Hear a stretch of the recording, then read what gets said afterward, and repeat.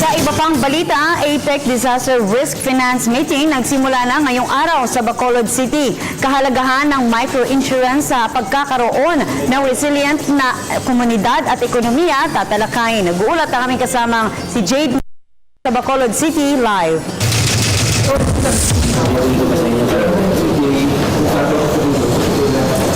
Yes, Princess, nagsimula na nga ngayong araw ang APEC Disaster Risk Finance Meeting dito sa Bacolod City. Magiging sentro ng usapan dito ang roadmap ng APEC upang masiguro ang pagiging resilient o adaptable ng mga ekonomiya sa kabila ng mga sakuna at iba pang kalamidad sa buong rehiyon. Ayon sa Insurance Commissioner sa bansa na si Emmanuel Dook, malaki ang papel ng microinsurance sa pagpapanatili ng katatagan, di lamang ng ekonomiya pati na rin ng mga komunidad at individual.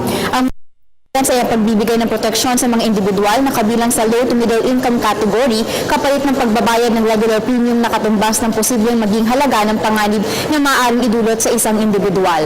Base sa tala ng Asian Development Bank o ADB, 9 sa 10 namamatay dahil sa sakuna ay nanggaling sa low and middle income families. Ayon naman kay Dook, ang microinsurance ay isa ring kasangkapan para maabot natin ang financial inclusion at financial security ng bawat individual at komunidad maging anuman ang kanilang economic status.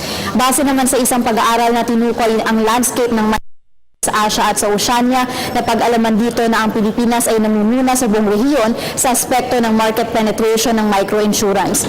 Magsisilbi rin anya na hamon ng pagkakaroon ng disaster risk roadmap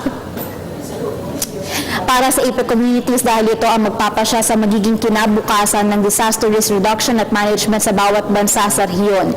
Ayon kay Arup Chatterjee na isang principal financial sector specialist ng ADB, isa itong patunay na epektibo ang microinsurance sa bansa.